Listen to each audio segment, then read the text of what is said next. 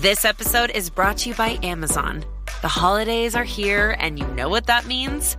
It's time to get your friends and family the gifts they deserve. Take the stress out of shopping with Amazon's great deals and low prices on a huge range of items from toys to tech and much more. Whoever you're gifting for, Amazon has great prices on everything you need this holiday season. Shop Amazon for all your gifting needs. This episode is brought to you by Allstate. Some people just know they could save hundreds on car insurance by checking Allstate first. Like you know to check the date of the big game first before you accidentally buy tickets on your 20th wedding anniversary and have to spend the next 20 years of your marriage making up for it. Yeah, checking first is smart. So check Allstate first for a quote that could save you hundreds. You're in good hands with Allstate. Savings vary. Terms apply. Allstate Fire and Casualty Insurance Company and Affiliates. Northbrook, Illinois.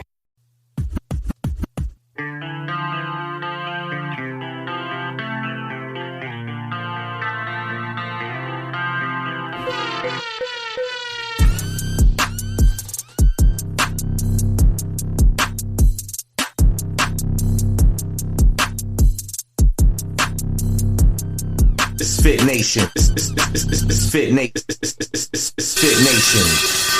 Awesome.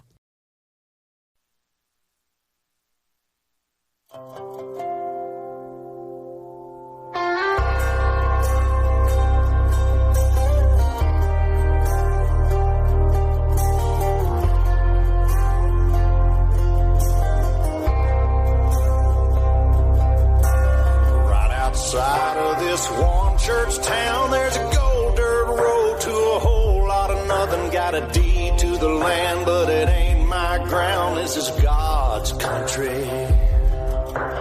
We pray for rain and thank Him when it's falling, 'cause it brings a grain and a little bit of money. We put it back in a plate. I guess that's why they call it God's country. I saw the light in a sunrise, sitting back in a 40 on the muddy riverside, getting baptized in holy water and shine with the dogs running. Saved by the sound of a pin-found Dixie whistle in the wind that'll get you heaven bound. The devil went down to Georgia, but he didn't stick around. This is God's country. We turn the dirt and work until the week's done. We take a break and break bread on Sunday, then do it all again, 'cause we're proud to be from God's country. I saw the light in a sunrise, sitting back in a 40 on the muddy riverside, getting baptized in holy water and shine with the dogs running. Saved by the sound of a pin-found Dixie whistle in the wind that'll get you heaven bound. The devil went down to Georgia, but he didn't stick around. This is God's country.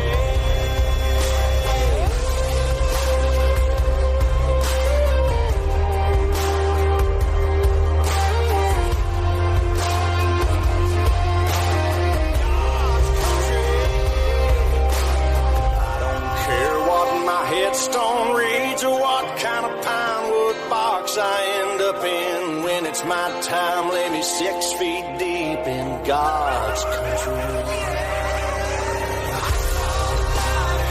Sunrise, sitting back in a 40 on the muddy riverside, getting baptized in holy water and shine with the dogs running.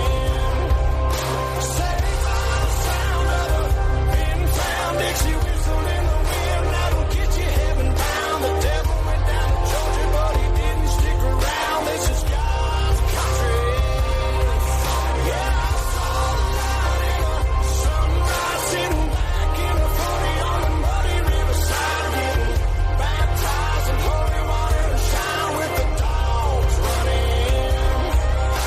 Saved by the sound of a pin-found Dixie whistle in the wind that'll get you heaven bound. The devil went down to Georgia, but he didn't stick around. This is God's country.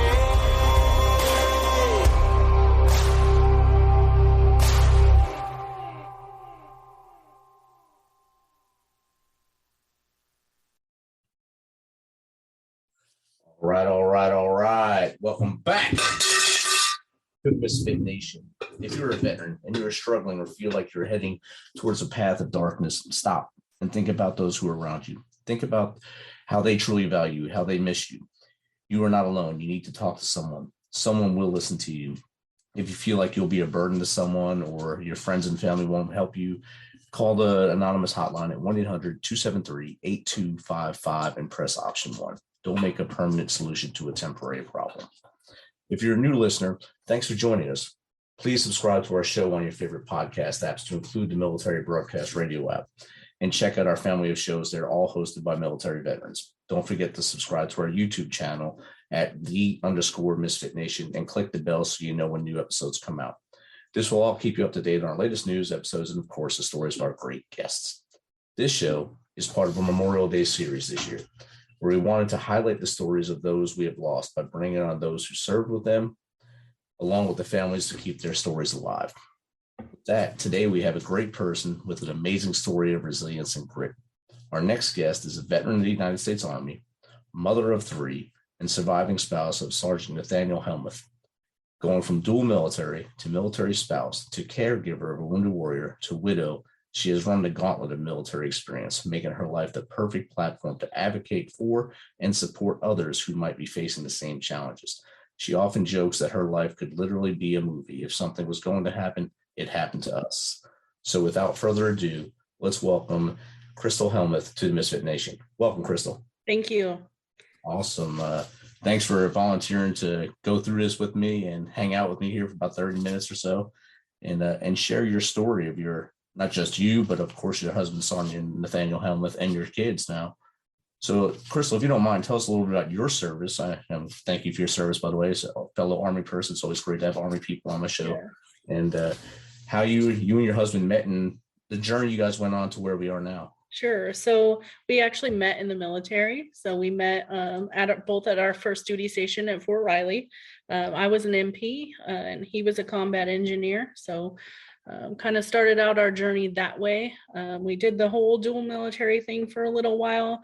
I ended up getting out after, our son was 2 years old when I got out. And, I don't know, the dual military thing was a challenge in itself. And then my transition to military spouse was a little bit challenging as well, because I had no idea. I mean, I went in as an 18-year-old kid, and then here I am coming out, and just navigating all of that was really, really interesting. But I was also transitioning during a time while my husband was deployed. So that didn't make it any easier. That deployment ended up being, it was at that time frame where they extended all the deployments. So he ended up being gone for like a solid 18 months while I was transitioning from my military career. So, you get in your mind this idea of he's going to come home and everything's going to be, happy. We're going to have this, I don't know, like our story is going to be complete again, I guess. Everything's going to get back to normal. Everything's going to feel right again once he's home. So he came home, and like I mentioned before, he was a combat engineer. And so a lot of what they did was, he was a trailblazer. They were finding the IDs, they were setting them off, lots of, close impact hits on him. This was also a time where they didn't really understand the impact that those things were making, on the soldiers who were being hit with the IEDs at various distances. So he comes home, dealing with some PTSD stuff, dealing with some other things that we didn't understand at the time. So it wasn't a happy reunion at first. Things got really hard, and looking back, it's like, okay, it's a good thing that this happened. He ended up being, taken out of our home at one point for, a domestic situation. And it was at that point that one of the case managers said, like, there's something else going on. Like, this is not normal. So that's when they discovered, that he diagnosed him with TBI. From there, it was kind of just a journey of new diagnosis. He had COPD. They had inhaled chlorine at one point over there and never really addressed it. So breathing issues, he was blacking out. He was having seizures. Like, the list of things just continued to grow and grow. I don't know, it just looking back on it, it's so much stuff, and it's hard to like put into words like all the things that we went through during that time. But we got to the point where he was stable, I guess, but he was still lost. So we decided we were going to pack up everything. We were still in Kansas. We decided we were going to pack up our whole life and move to Florida for him to do Wounded Warrior Project's track program. So we come out here, we get him set up with that. He decides, he wanted to go on to achieve a lifelong goal of being a Florida Gator. So he was like, yeah, Florida is going to be the thing. We're going to do this. So he got that in his head. And so with a bunch of different tools and navigation things, we were able to successfully get him through school. There were several stops in there for hospitalizations and issues and all that stuff, but they were really good about working through those things. He graduated from UF. He got a job at Merrill Lynch. So he was seemingly, I guess from the outside looking in, you see that and you see, okay, he's doing amazing. Like all these things are falling into place, but behind closed doors, it was like we had to manage the schedule, set timers for everything. Like he had to, have notes for this or that because he was still having issues with memory and the like cognition and stuff like that. Occasionally still had seizures. So that would, depending on the time frame, would also sort of limit me because whether he was able to drive or not. But he still he just pushed through, which is one of the qualities that was best loved about him, is that no matter what he was going through, he just kept going. Like he just pushed, and it was remarkable because sometimes I would even get down on the situation and I'm like, gosh, like, where do we go from here? And here he is like dealing with all this stuff and he just keeps going. So, we got to the point where we just thought that everything was all good. We were just going to have to live with these situations and stuff that went on. And then January of 2018, I was in Daytona. My daughter, who was 9 at the time, was home with him, and he collapsed in the kitchen. Ultimately ended up being a heart attack that they attributed to, some of the things that he was dealing with. So we found out later. I donated his brain to Boston University for the CTE research, which he didn't end up having CTE, but it was very enlightening in seeing the parts of his brain that were injured and piecing the things together.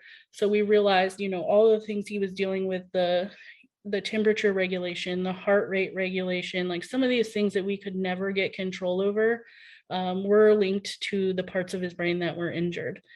So that was incredibly just interesting to learn about and see okay, this is really all these things that we couldn't figure out are linked to something. So we weren't losing our minds when we thought that all this stuff was happening. So of course, that changed the trajectory of everything. I had no idea what I was going to do because I wasn't working at the time, just taking care of the kids and volunteering, working on my school. I don't know, when something like that happens, you don't really know what's next, and there's nobody to tell you.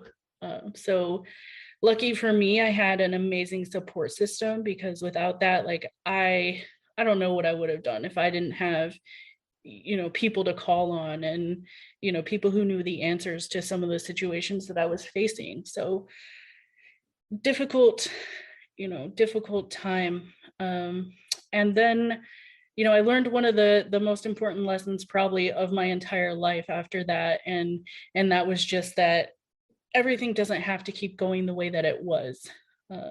I spent a year, almost 2 years, just doing everything in the exact way that we did before.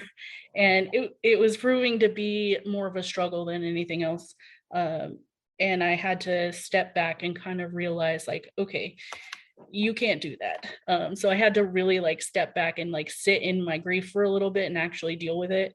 Took me 2 years to actually acknowledge that I needed like some help too, and I needed to figure out what the heck I was going to do, and like I have to deal with this. So you can't stuff things. That was my most important lesson, is like not to stuff that. But I think I don't know. I think we've transitioned well, and we're on the right path now. So long story short.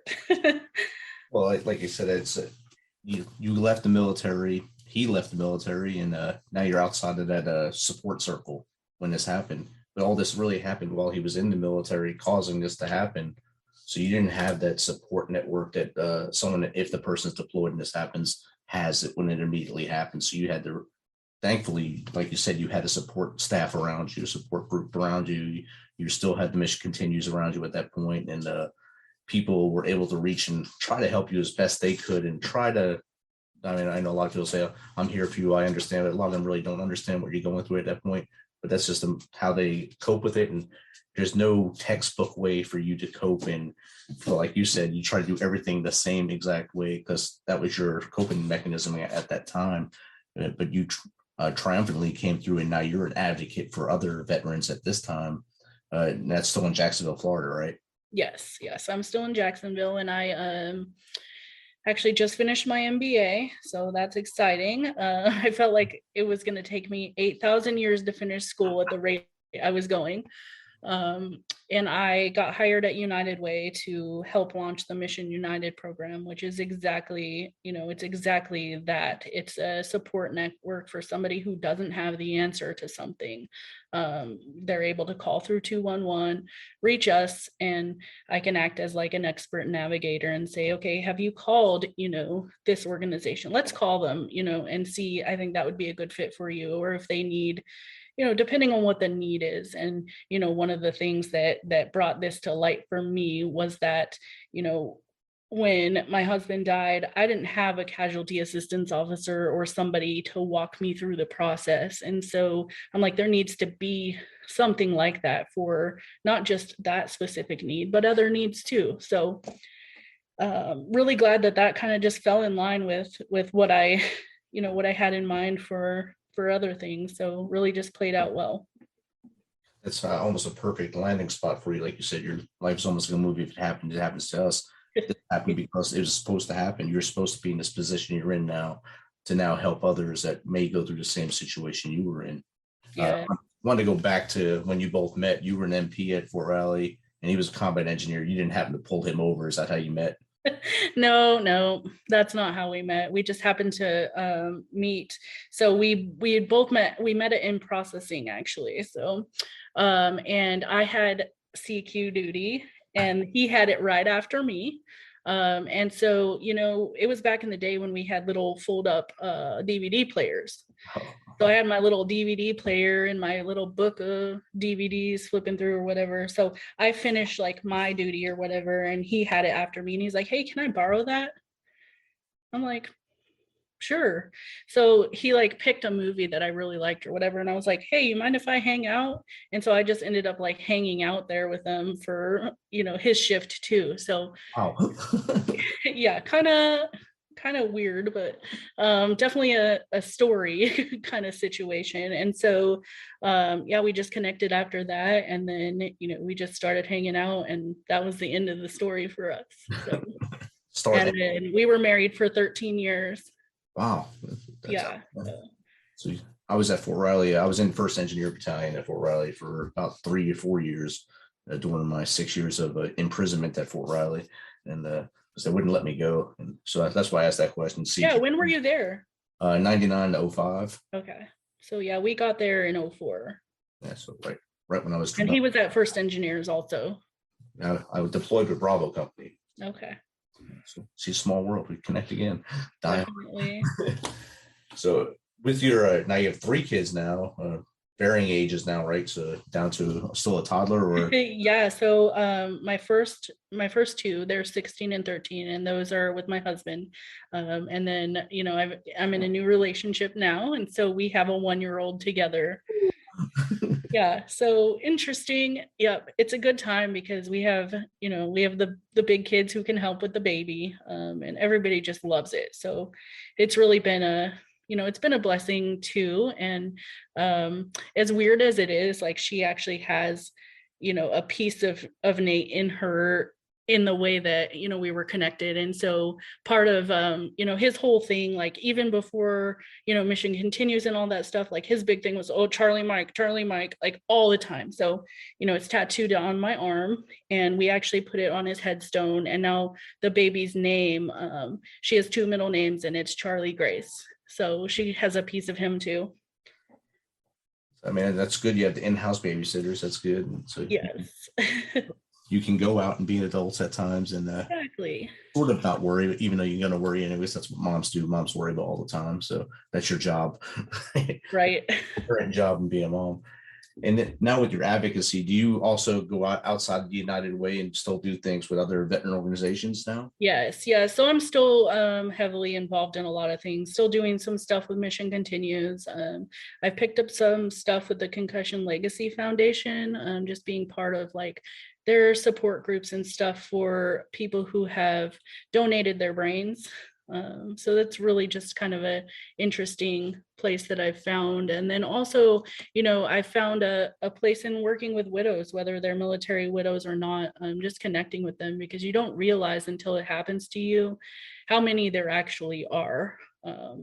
It's tremendous. And then the things that people have to go through, like, I find myself incredibly blessed in the way that everything played out for me, but some people have to fight really hard for benefits. Some people don't have them at all. There's different varying situations of like the life insurance situation and planning and stuff like that, that really, you lose a sole provider and you can instantly lose everything that you have. So really just advocating for that population as well has become really important to me. So now you're like the trailblazer for that on that side. So you continue his Charlie Mike, since you have it on, it's emblazed on you. Right. Right. You just have to, like, you can't stop now. It's already like permanent there. So or there, it's pushing you forward, and you're helping others where you didn't really necessarily have the exact help you needed, but you had help. But now you can actually open that window and say, hey, look, been there. This is what you need to be doing at this point, and push you forward. That's great. And it's great that you were able to come up, standing up and be the great person you are now. So now, if you had to say your greatest memory of Nathan pre that deployment, what would that be?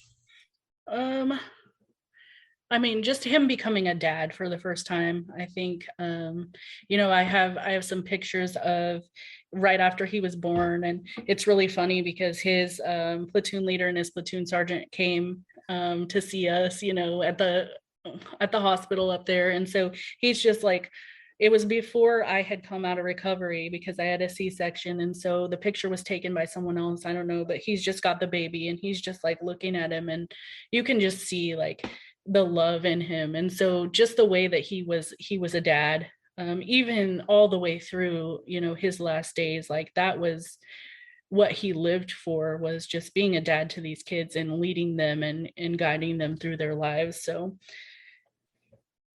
that's a great memory. And I'm sure being a first-time dad and the shock and awe on his face probably is amazing in that picture, saying, oh, now I have this to, like, oh my gosh, what do I do? Yeah. So I never forget that. And then my other favorite memory of him is that, like, I'm extra sometimes, and I get these big ideas of all these things and all these people I want to help and all these like big grand adventures. And so we have what was called the Nate look, and it was kind of like you want to do what? Like, so that was another, just a fun memory that we always have of him, because everybody who knew him just kind of knew that, like, he was my balance. He was my, like, okay, let's take it down a notch and like, look at like, okay, you want to bring, 20 people to your house and do this, but think about, where are you going to put them? Like, he would just bring me down and say, like, balance me out a little bit. So everybody kind of knew that about him, and they knew the Nate look. And so sometimes, I'll do something and somebody else will give it to me, and I'm just like, really, you just had to do that right now? But it's great. That helps you pump your brakes. That's good. Yes. Want to bring 30 puppies home. It's a great idea to do somewhere else. Yes.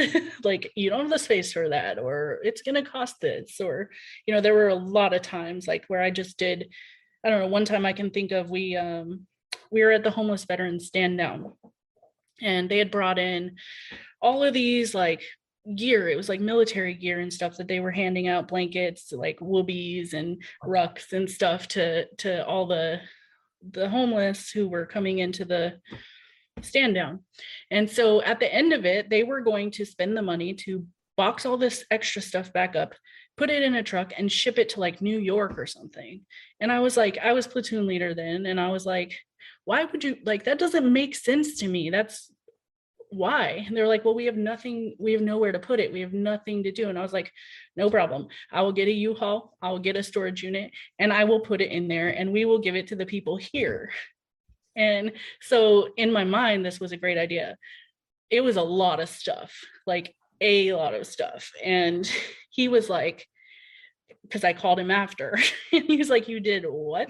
I'm like, well, okay, now we got a lot of projects in front of us, but yeah, it was funny. We can make it happen. Yeah. It does make a lot more sense to keep the stuff there in Florida, Right. where you collected it instead of shipping it basically across the country to New York. Right. I'm like, that's expensive. Expensive, and there's people there that need it. Exactly. Where New York can have a service project to do the same thing. So what's advice would you give to someone that is going through kind of like the wave that you two were going through when they didn't know what was wrong with him, and how to get through that, and then of course the aftermath of when he did finally go to the other side? Yeah. So, I mean, the number one thing, through his health journey was just advocating for him. You get a lot of pushback sometimes, and you just have to push through it, because sometimes it takes like getting to the right person to get the right answer. I mean, we would have never known that anything was even wrong with his brain unless we got to the right person. So that, and then just, there's tools and there's things available. Technology is incredible for things to keep you, keep you being able to do things. You don't have to give up because you're facing all of these challenges. There's ways and pathways for everybody to be able to still meet their goals. And then just, talking to other people. I think I learned a ton by talking to other like spouses and stuff who were dealing with the same kinds of injuries. And even now, like talking to somebody who is just newly diagnosed and giving them, the tidbits of things that I'm able to give them. It was sort of like that same pathway that led me to know and understand what was actually going on with him, so that we could ask the right questions to the doctors, get to the right doctors, and just really push for treatment. And then, leading, I guess, post death, my best advice is just that no journey looks the same. It's different for literally every person. So people are going to give you unsolicited advice all the time. You take the little bits of stuff that you can apply to your life, and you use that, and you send the rest elsewhere. And then just really, like, if I would have known back then, I don't know, I guess you can't really predict, but you just want to make sure that you're making the most of every moment in your life, because you never know when it's going to change. It could change at any second. And I know we always think about like somebody's legacy as a person who is older, and like we're carrying on my grandpa's legacy, but like thinking of the legacy of a 36-year-old person like really puts it into perspective as to what that means. And so living a life that is going to be your story, whether you pass away at 31 or 99, I think is key. Just living the best that you can. That's great advice for both sides of that question. I tried to word it correctly without messing up that. Hopefully I did well, and you vocalized it way better than I did. And all that advice is good, and hopefully listeners out there, if they're going through any of this, listen to that and understand. And I really liked it. After he passed, you did have his brain scanned to see, but maybe there was a correlation to what was going on, and that opened your eyes to say, hey, yeah, this frontal lobe or wherever was causing this, And that's something, I don't even know if you can test that while we're alive or they have to have the additive body, but that's something that would be great to know for a lot of guys and girls right now who have been blown up overseas or in wrecks in the States that have concussions right now, and they're not totally diagnosed as CTE or TBI, but they're having those issues. They have a really incredible program for both CTE and like TBI research and resources and stuff on their website. Just really, really remarkable. And then another thing that kind of led us to that path, there was actually I can't remember which news station it was actually airing a piece on Boston University and their brain stuff that was supposed to air the day after he died. So we set it to record so that we could watch it together. Just totally like ironic. And so that, we had kind of talked about it. And that kind of like led me to that decision even more, but we just always knew that that was going to be something that we wanted to do so that we could help others who may come down that path. I mean, when he first got injured, we didn't know the impacts. And so kind of like, I guess at the mark of his death, I think there was around that time was a really big push for the education and the understanding of that. And now, being even further out, using all of that knowledge, I think is going to be beneficial to helping people while they're alive, rather than having to wait until that happens to understand it fully. Actually, that's awesome right there. And I have to look up Boston University now to see all the stuff they're doing to actually put this out on the show for others as well, and another show to do that. So have you come back on and talk about Boston University for about 30 minutes, if you're willing. For sure. Awesome. Kristle, thank you again for taking some of your time today to share Sergeant Nathaniel Helmuth's story with us and your family story with us, your resilience, your grit to get through this, and show others that there is a way out and a better path after. Thank you.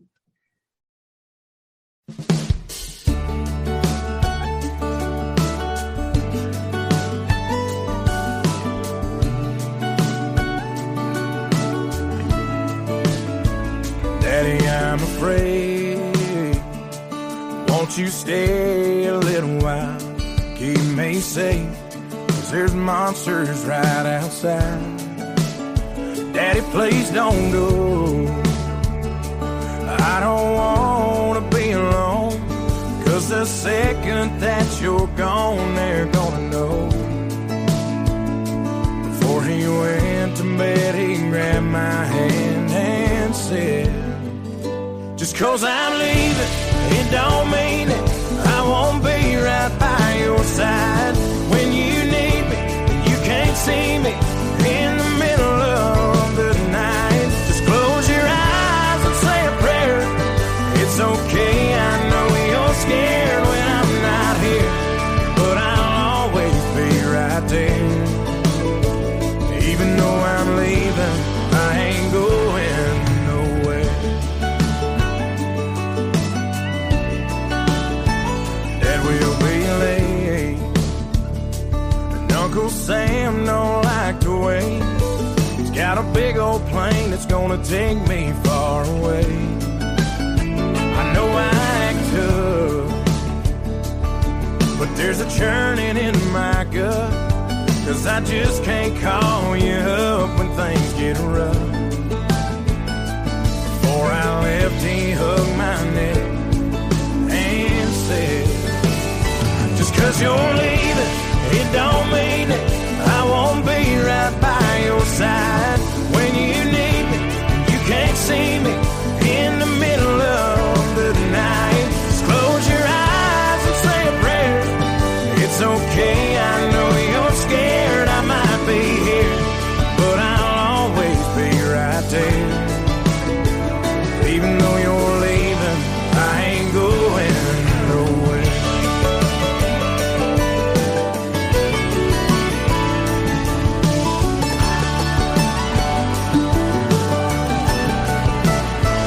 Daddy, I'm afraid. Won't you stay a little while? I never thought I'd see the day I had to say goodbye. Daddy, please don't go. I can't do this on my own. There's no way that I can walk this road alone. Daddy grabbed my hand and said, just 'cause I'm leaving, it don't mean that I won't be right by your side when you need me and you can't see me in the middle of the night. Just close your eyes and say a prayer. It's okay, boy, I ain't scared. I won't be here, but I'll always be right there. Even though I'm leaving, I ain't going nowhere.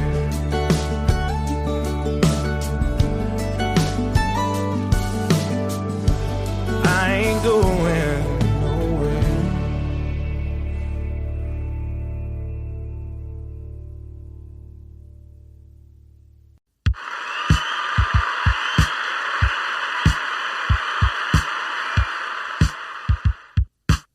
You know how we do this. Thanks for taking some of your time to spend with us on Fit Nation. Be sure to hit that subscribe button and share the link as much as possible. If you want to, please become a supporter to help us carry this thing on. We appreciate you. If you know someone that brings that energy, has a great story, is an up-and-comer in the industry of music, in the arts, have them reach out to us on themisfitnation.com. We will get back to them within one day and get them on here so they can share their story with the world.